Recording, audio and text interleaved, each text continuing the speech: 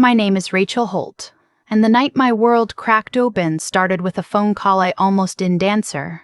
It was past 11 on a Thursday, the kind of late October night in Atlanta where the air smells like wet leaves and distant rain. I was still in my work clothes, badge on the counter, half-eaten bowl of pasta going cold beside my laptop. 3 weeks into a federal fraud case, I hadn't slept more than 5 hours in a row since September. When my phone buzzed and I saw my sister's name, I almost sent it to voicemail. Almost. I picked up on the fourth ring. She didn't say hello. She didn't say anything for a full 3 seconds, and in that silence, I heard everything. The shallow breathing, the small catch in her throat that she'd had since childhood whenever she was trying very hard not to cry. "Nicole," I said, "where are you?" Another pause. Then, barely above a whisper, "I'm in the Walgreens parking lot on Briar Ridge Road. I didn't know where else to go." I was already reaching for my keys. The drive to Savannah took me 3 hours and 40 minutes. I didn't stop once. I called her back as soon as I hit the highway and kept her on the phone for the first hour, just talking, just making sure she stayed in that parking lot and didn't go back to the house. She kept apologizing for bothering me. She kept saying it wasn't that bad. She kept saying she was probably overreacting. My sister, Nicole, had been saying those exact words in one form or another for 2 years. I found her sitting in her car, a gray minivan with a peeling bumper sticker from a 5K she ran for charity 3 years ago. The parking lot was mostly empty, lit by those flat white fluorescent lights that make everything look clinical and a little sad. When I pulled up beside her and got out, she opened her door and I saw her face for the first time. My training kicked in before my emotions did. I cataloged it automatically the way I'd cataloged hundreds of crime scenes. The bruise forming high on her left cheekbone, the dried blood at the corner of her lip, the way she was holding her left arm slightly away from her body, protecting her ribs. My brain registered all of it in about 2 seconds. Then I felt it. That particular cold fury that has nothing to do with rage and everything to do with resolve. I didn't say anything. I just held her. She cried for a long time in that parking lot, her shoulders shaking, her face pressed against my shoulder. I stood there in the cold and let her, one hand rubbing her back, the other arm holding her steady like she might float away if I let go.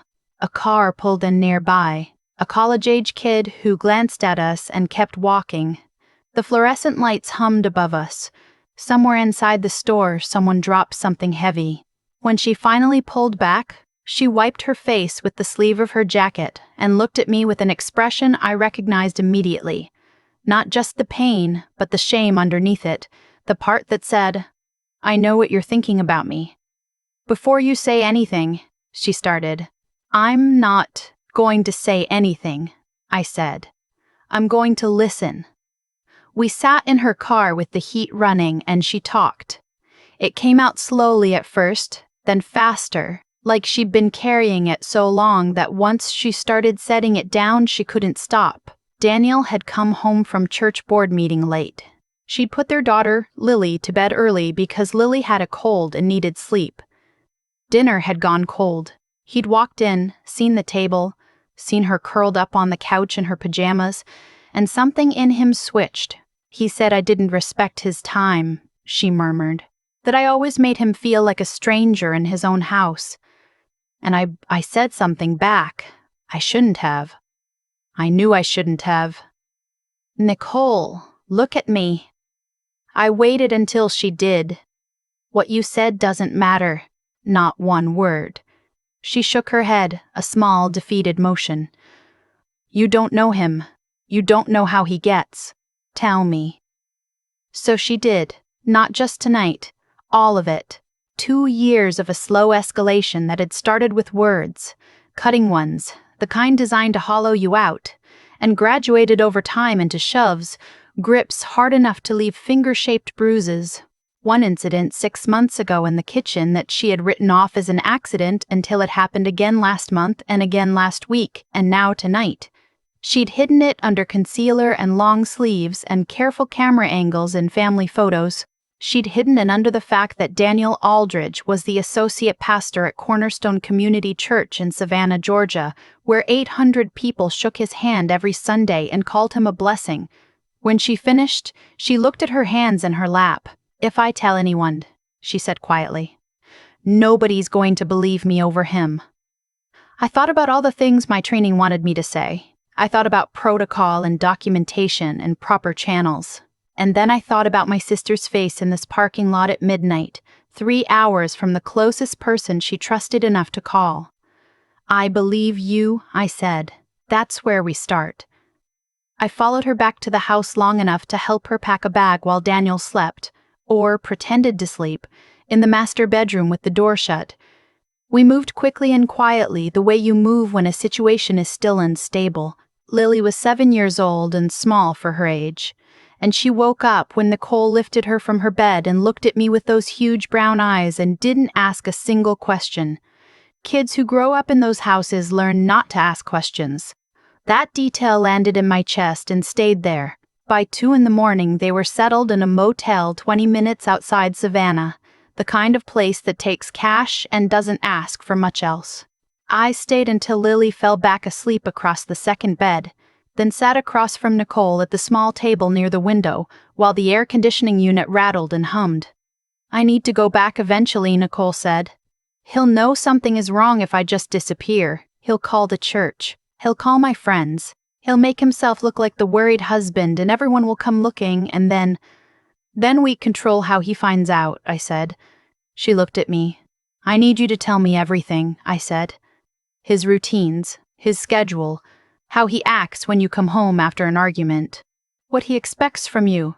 She studied my face carefully. "Rachel, what are you thinking? Here is the thing about being an identical twin that nobody who isn't one fully understands. It isn't just that you look alike. It's that your face in the mirror has always had a twin. Your reflection isn't entirely yours. You've spent your whole life being mistaken for someone else, and in that process you learn, without meaning to, how to notice the exact small things that make you different from the person who shares your face. The tilt of the head, the way she holds her coffee cup, the way her voice goes softer when she's nervous. And because you know all the ways you're different, you also know exactly what it would take to become her." "We look exactly the same," I said simply. Nicole stared at me for a long moment. "No, Rachel, no. I'm not going in to confront him. I'm going in to let him show me what he is. You don't understand how I've interviewed serial offenders," I said. "I've sat across tables from people who've done things that would make you physically ill to hear. I know how to read a threat. I know how to manage a volatile person without escalating the situation. This isn't a case file." "No," I said. "It's worse, because it's you." She was quiet for a while. Outside, a truck passed on the highway, its headlights sweeping briefly across the curtained window. "He hits me when he feels like I'm not showing him enough respect," she said finally. "When I look at him like I'm not afraid of him, so you'd have to, I know. You'd have to look scared, Rachel. And you don't know how. Then teach me." She laughed once, short and humorless. Then she looked at me for a long time, and I watched her face move through several emotions before settling somewhere that looked like a terrified kind of hope. We spent the next morning going over everything. She showed me her walk, the way her shoulders dropped slightly when she came home and sensed his mood was dark. She showed me how she entered rooms, always reading the atmosphere first, body slightly angled, never full on. She corrected me 12 times. "Too straight," she would say. "Too steady. Too steady. Anna doesn't enter a room like she owns it." It was the strangest morning of my life. 2 women with the same face, one trying to pass on the language of fear she'd learned against her will, the other trying to unlearn years of training to project confidence. At one point, I got it wrong enough that Nicole covered her mouth with her hand. "What?" I said. "You look so much like me right now," she said. "Except the eyes." She paused. "Your eyes always look like you know something the other person doesn't." "Then I'll keep them down," I said. By early afternoon, she'd helped me with her makeup, her hair, her clothes. She had a specific gray cardigan she wore on what she called bad days. Something formless, something forgettable, and she handed it to me without a word. When I looked in the bathroom mirror, I felt something strange move through me. Not fear, something older than fear. A recognition. "He's home by 6:30 most nights," she said from the doorway, watching me. "He'll be expecting me to be there when he arrives. He doesn't like it if I'm not home. What about Lily? She's with his mother today. They do Tuesdays together." A pause. "He'll use that. When Lily isn't home, he doesn't have to be careful." I sat with that sentence for a moment. "If he touches you," Nicole started. "He won't. But if..." "Nicole," I turned to look at her. "I need you to trust me. Not because I'm fearless, because I'm prepared. There's a difference." She nodded once, tightly. Then she sat down on the edge of the motel bed and pressed her palms to her thighs like she was trying to hold herself together. "He's going to ask where I've been," she said. "He's going to want an explanation." "What do you usually say?" "I apologize," she said flatly. "I tell him I needed air. I tell him I overreacted. I tell him he was right." Something about the flatness of that sentence, the practiced rote quality of it, like a script worn smooth from repetition, made my jaw tighten in a way I forced myself not to show. "Then that's what I'll say," I said. The drive to their house in Savannah's Ardsley Park neighborhood felt like moving through water. The streets were old and quiet, lined with live oaks and late afternoon shadow. Nicole had described the neighborhood once as the kind of place people move to when they want to feel like good things happen here. It still looked that way from the outside. Brick bungalows with well-kept yards, a mom pushing a stroller on the sidewalk, someone's dog asleep on a porch. The kind of street where nobody asks too many questions and everyone assumes the best. I parked in the driveway at 6:25. Sat for a moment with my hands on the wheel, breathing slowly.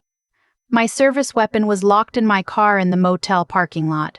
I'd made that decision deliberately. I didn't want a weapon in that house, not tonight. What I had was better. A small digital recorder in the cardigan pocket already running.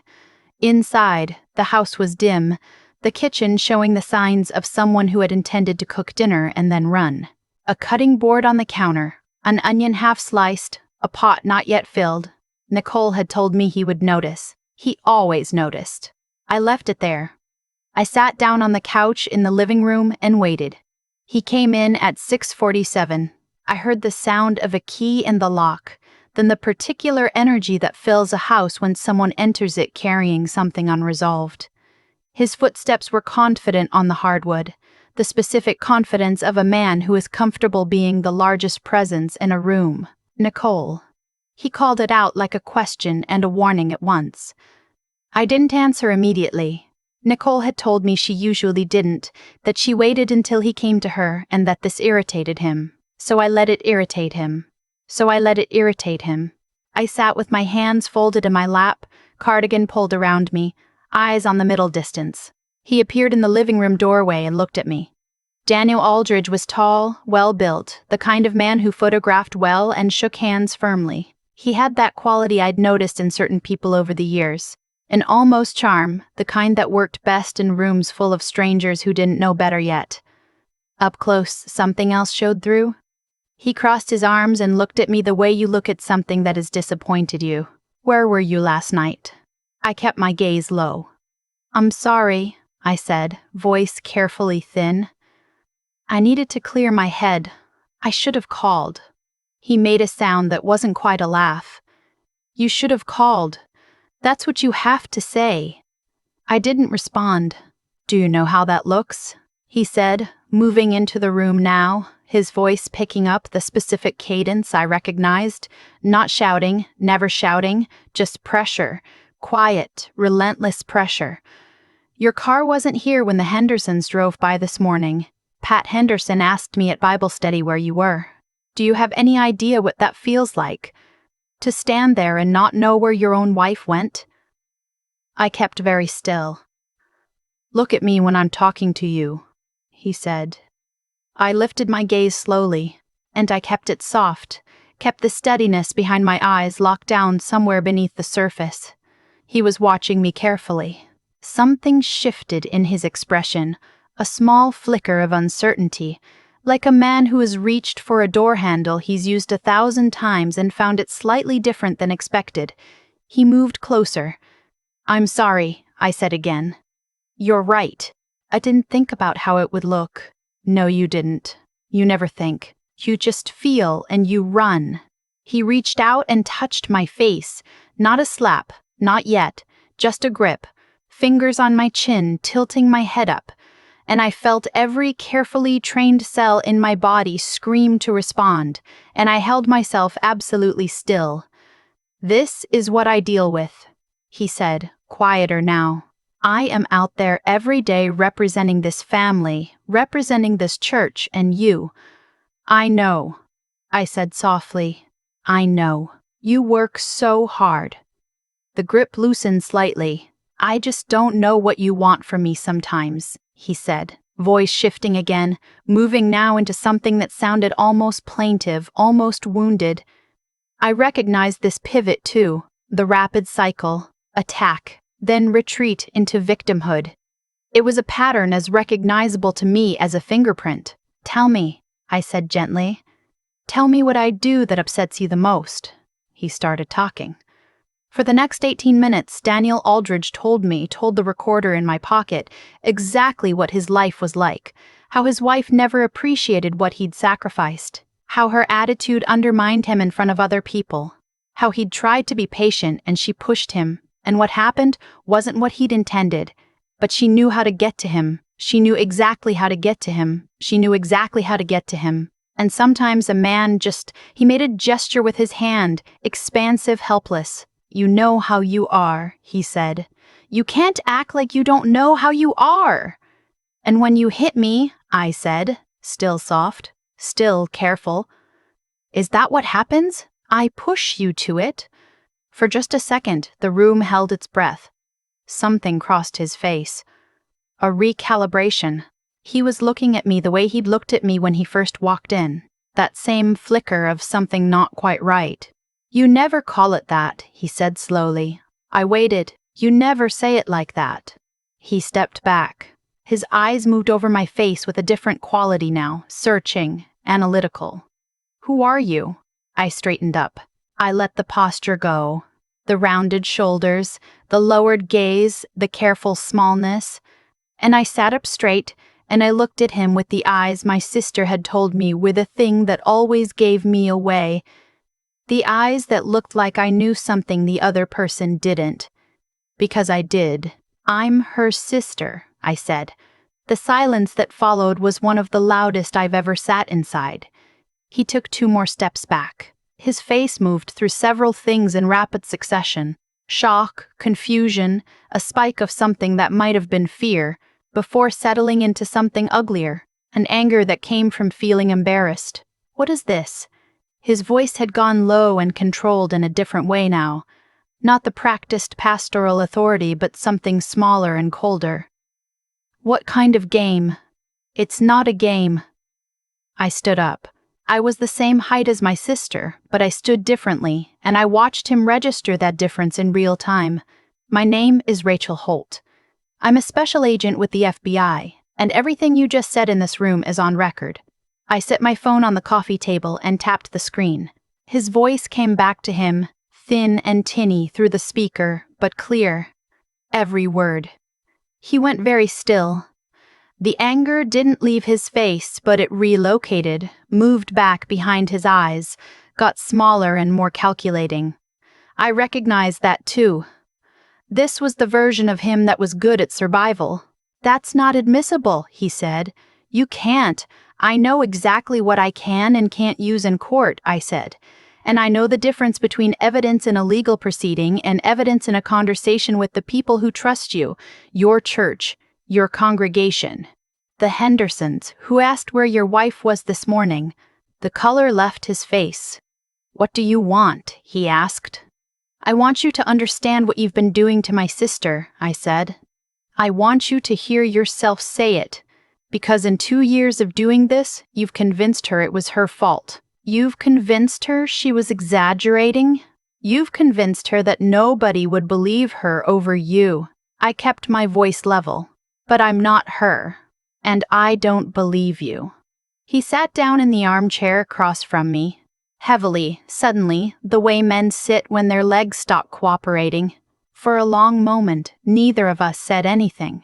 Outside, the live oaks moved in the evening wind, their shadows shifting across the hardwood floor. "Is she okay?" he finally asked. "She's safe," I said. "That's not the same thing as okay."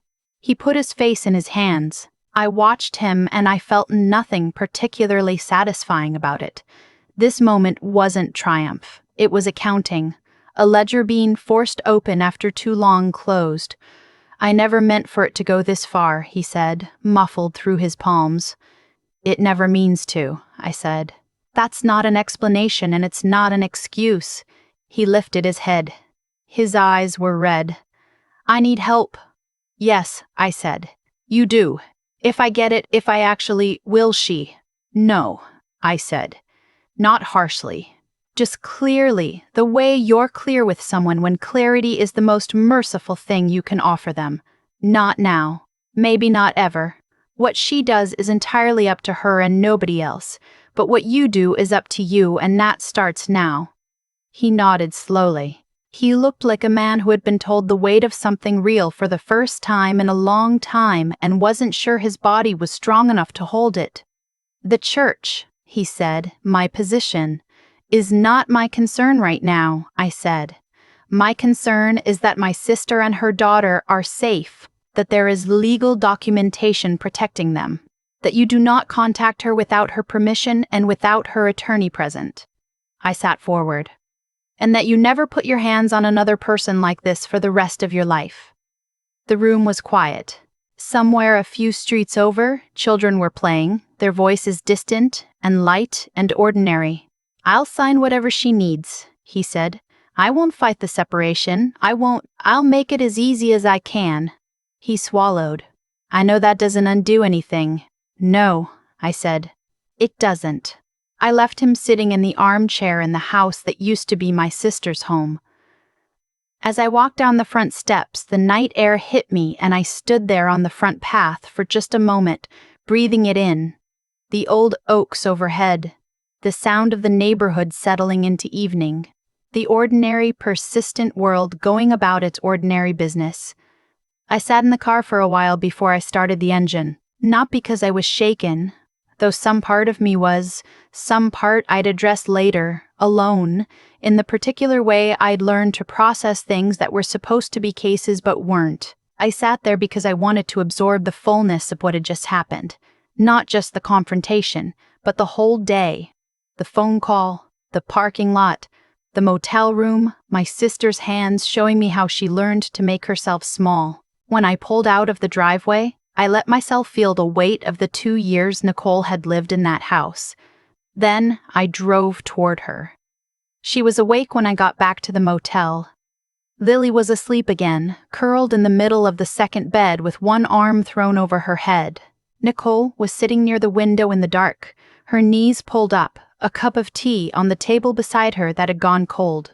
She looked up when I came in, and I saw all the things living in her face at once. Hope and dread and exhaustion and something else, something fragile. Like a door she wasn't sure yet she was allowed to open. I sat across from her and told her everything.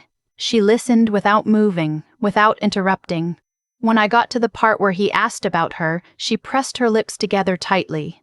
When I played her the recording on my phone, she closed her eyes and sat with her hands flat on her thighs, and I watched her hear his voice filling the small motel room, and I watched something change in her face. Not all at once, but gradually, the way ice changes in late February. Not breaking, just giving. When it ended, she opened her eyes. "He said he'd sign the papers," I said. "He said he won't fight it." She nodded slowly. "Do you believe him?" "I believe he's scared enough right now to mean it," I said. "What matters is that we don't give him time to stop being scared. We move fast. We get an attorney this week. We get documentation, a protective order, everything." She looked at her daughter sleeping across the room. Lily had one of those faces that looked, even asleep, like she was listening to something far away. She asked me this morning, Nicole said quietly, if we were going home soon. A pause. I didn't know what to tell her. Tell her that home is wherever you two are, I said. Because that's the truth. Nicole's eyes filled. She didn't try to stop the tears this time, just let them happen, quietly, with a dignity that I thought nobody had any business trying to hold themselves to in the middle of a motel room at 10 o'clock at night. I moved to the chair beside her and stayed there. Sometimes the most useful thing you can do for someone is simply refuse to leave. The next morning, we called a domestic violence legal advocate whose number I'd gotten from a colleague in the Savannah field office. Her name was Gwendolyn, and she was the kind of person who wore small silver earrings and spoke in a voice calibrated to be the calmest thing in any room. She walked Nicole through everything: the protective order paperwork, the separation timeline, the documentation of the physical injuries, the financial accounts that Daniel controlled.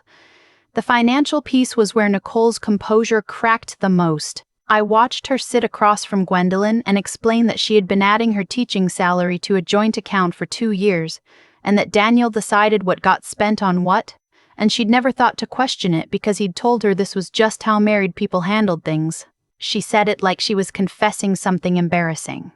Gwendolyn wrote it down without blinking and told her that financial control was one of the most common forms of abuse, and that it was not her fault, and it was not her fault. Nicole looked like someone had said something in a language she'd been trying to learn for years and finally understood. They filed paperwork that day, photographed Nicole's injuries, called Daniel's attorney, who confirmed he would not contest the separation. Afterward, Nicole and I sat outside on a bench in the small courtyard of the advocacy center while Lily ran in circles on the grass nearby, chasing a pigeon that had no intention of being caught. It feels strange, Nicole said, being afraid and relieved at the same time. That's normal, I said. Both things are true. She watched her daughter run. She's going to be okay, right? She's going to be more than okay, I said. She's got you. And you're getting out. A pause. I keep thinking about all the Sundays, Nicole said. All the people at that church who thought we were this example. This picture of what a godly marriage looked like. She shook her head, and I was sitting up there in the front row in my nice clothes and my nice smile, and I was covering up a bruise with concealer. I didn't say anything for a moment. You know what that tells me? I said. That you were surviving, and that you were protecting your daughter, and that you were waiting, even if you didn't know it yet, for the right moment. I looked at her. This is the moment. She pressed the heel of her hand against her eye for a second. Then she straightened up, slowly, like a person testing how much weight her spine can hold, and finding that it can hold more than expected. The church is going to have a lot of questions, she said. That's their work to do, I said. Not yours. In the weeks that followed, things moved the way these things move, imperfectly, slowly, with setbacks and paperwork and mornings when Nicole called me at 6 a.m. unable to explain exactly why she was crying. She moved into a small apartment in Savannah's Thomas Square neighborhood, the top floor of an old house converted into rentals, with high ceilings and big windows and a backyard that Lily immediately claimed. Nicole bought secondhand furniture and a coffee maker and a set of bright blue dish towels, and she called me one evening to tell me, laughing a little, that she had cooked a full dinner without asking anyone's permission and eaten it on her own couch at whatever time she felt like, and it was the most peaceful meal she'd had in 2 years. Daniel entered an outpatient counseling program. He did not contact Nicole directly. I kept track of this with the calm, neutral attention I gave to any ongoing situation that required monitoring. Cornerstone Community Church had a difficult few months. That was not my concern. What concerned me was my sister. I drove to Savannah 3 weekends in a row that fall, and we fell into a routine of Saturday mornings at the farmer's market, Lily on Nicole's shoulders, both of them picking through apples and honey jars and handmade candles. On the third Saturday, as we walked back to her car with paper bags of groceries, Nicole stopped in the middle of the sidewalk and looked up at the sky. At those enormous Georgia live oaks arching over the street in the slanted October light. "You know what I was thinking about this morning?" she said. "What?" "Driving Lily to school last Tuesday. She was telling me about her friend's pet hamster, this whole detailed story, and I was just listening. Like actually listening, not with half my brain on what mood he'd be in when I got home." She paused. "I haven't had a whole brain in 2 years." I looked at her standing there in the October light, with her grocery bags and her daughter's voice carrying back to us from somewhere near the car, talking to a stranger's dog through a fence. "Welcome back," I said. She laughed, and it was the laugh I remembered from before, full-throated, unguarded, the laugh that gets you in trouble at the back of a church pew. I'd missed it without realizing how much. There was an evening in November that I keep coming back to, not because anything dramatic happened, but because of what it felt like. Nicole had made dinner in her apartment. Real dinner. A recipe from our grandmother, a chicken stew we'd both eaten 100 times growing up, and Lily sat between us at the table, talking nonstop about a book she was reading for school. Some story about a girl who finds a door in her backyard that leads somewhere unexpected. Nicole and I caught each other's eyes over Lily's head, and I saw it there, something restored, something I'd been watching for. Not the absence of pain, that would take a long time yet, but the presence of peace. The two of them in a warm room with food on the table and no one coming through that door with anger waiting in his hands. After Lily went to bed, Nicole and I sat on her porch with mugs of tea, bundled in jackets, watching the street. "I've been thinking about going back to school," she said, "getting my counseling license, working with women in these situations." I looked at her. "I know what it feels like to be in that room with Gwendolyn," she said, "to have someone sit across from you and just not be surprised, not be horrified, just be steady." She wrapped both hands around her mug. "I want to be that for someone someday." "You'd be extraordinary at it," I said. She was quiet for a moment. "I keep trying to figure out who I was before him, what I actually liked, what I thought about, what I wanted. It's like, I know I had an opinion about things, but I can't quite remember what they were." "You'll find them," I said. "Or you'll find different ones. Either way, they'll be yours." She leaned her head back against the porch chair and looked up at the dark sky between the oak branches. "I think about what would have happened if you hadn't picked up that phone," she said quietly. "I always pick up when it's you. You almost didn't. But I did." She turned her head to look at me. In the porch light with the tea steam rising between us, she looked more like herself than she had in years.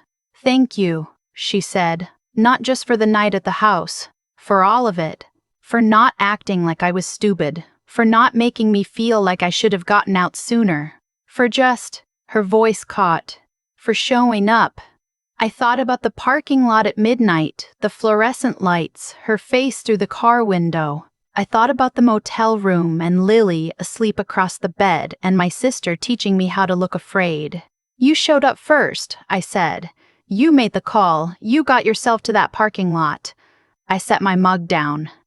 "Nicole, every hard thing that has happened since then, you walked through it yourself. I just walked next to you." She pressed her lips together for a moment. "I didn't think I could," she said finally. "I know," I said. "But you could.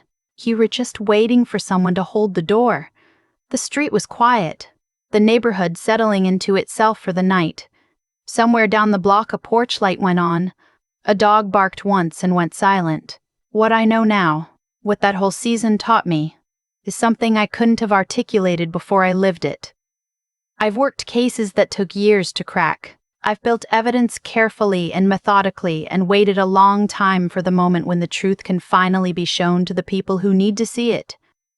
But the most important thing I've ever done in my career wasn't in a courtroom or an interrogation room.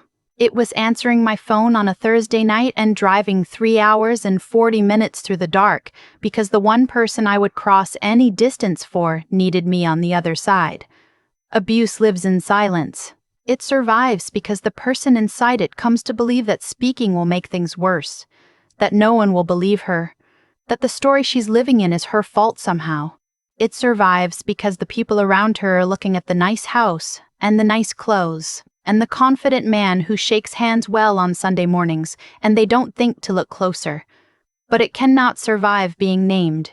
It cannot survive a witness. If you've ever been the witness, if you've ever been the person who held the door, or if you're still waiting for someone to hold it for you, I want you to know that none of this is beyond the reach of change. It doesn't feel that way from inside it. I know that, but I've watched my sister stand in the October light outside a farmer's market and look up at the sky with her whole mind free, and I know what change looks like when it finally arrives. It looks like ordinary life. An ordinary life, when you've been living in fear, is the most extraordinary thing in the world.